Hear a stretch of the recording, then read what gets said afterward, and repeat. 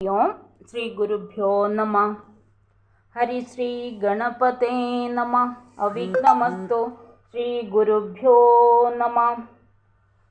सौंदर्यलहरी मंगलाचरणम। सौंदर्यलहरी कर्त्रे सर्वमंगलदायिने शंकराचार्यवर्याय यदिराजायते नमः।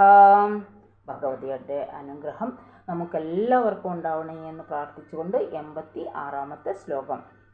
മൃഷാകൃത്വാ ഗോത്രസ്ഖലനമധവൈലക്ഷണമിദം ലലാടേ ഭർത്താരം ചരണകമലേ താടയതിദേ ചിരാദന്തശല്യം ദഹനകൃതമുന്മീലിതവദാ തുലാകോടിക്വാണേ കിലികിലിതമീശാനരിപുണാ.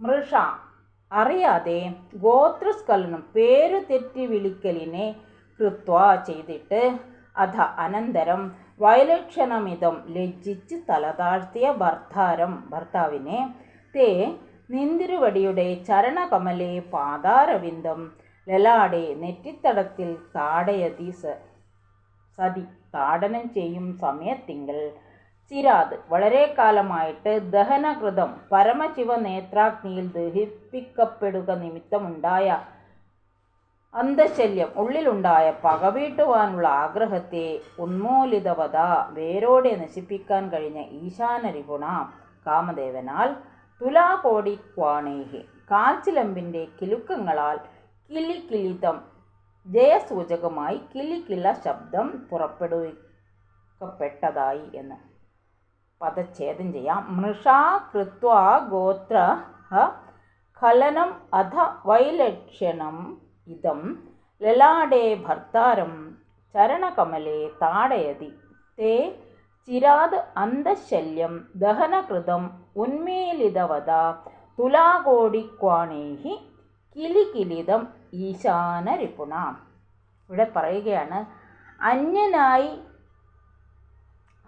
അന്യനായികാനാമത്തെ ഉച്ചരിച്ചിട്ട് പിന്നീട് ലജ്ജയോടുകൂടി നമസ്കരിച്ച ഭർത്താവിൻ്റെ നെറ്റിത്തടത്തിൽ നിന്തിരുവടിയുടെ പാദാരവിന്ദം താടിക്കുന്ന സമയത്തിൽ വളരെ കാലമായി ഉള്ളിൽ അടക്കി വെച്ചിരുന്നതും പരമശിവന്റെ നേത്രാഗ്നിയിൽ ദഹിപ്പിക്കപ്പെട്ടതും നിമിത്തമുണ്ടായതുമായ മനശല്യത്തെ മുഴുവനും വേരോടെ ഉന്മൂലനം ചെയ്യപ്പെട്ടതിനാൽ കാമദേവൻ നിന്തിരുവടിയുടെ കാൽച്ചിലമ്പിൻ്റെ കിലുക്കത്താൽ വിജയസൂചകമായ കിലുകില ശബ്ദം പുറപ്പെടുവിച്ചുവല്ലോ എന്ന് പറയുന്നു. അതായത് അന്യനായികാനാമത്തെ ഉച്ചരിച്ചിട്ട് ആരോ ലജ്ജയോടുകൂടി ഭഗവതിയെ നമസ്കരിക്കുന്നു. അപ്പോൾ ഭഗവതിയെ നമസ്കരിച്ച ഭർത്താവിൻ്റെ നെറ്റിത്തടത്തിൽ, അപ്പോൾ ഭഗവതിയെ നമസ്കരിക്കുമ്പോൾ ആ പാദത്തിലാണ് ഭഗവതിയെ നമസ്കരിക്കുക എല്ലാവരും. അപ്പോൾ അവിടെ നെറ്റിയാണല്ലോ പാദത്തിൽ ചേരുന്നത്.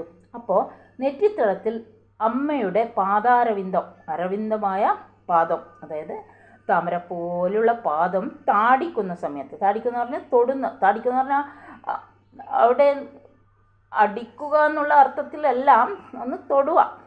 അപ്പോൾ അങ്ങനെയുള്ള സമയത്തിൽ കാമദേവൻ്റെ ഉള്ളിൽ ഭഗവാൻ ഭസ്മമാക്കി കളഞ്ഞല്ലോ കാമദേവൻ. അപ്പോൾ ഒരു ദഹിപ്പിക്കപ്പെട്ടതുകൊണ്ട് ഒരു മനോവിഷമം ഉണ്ടാവുമല്ലോ.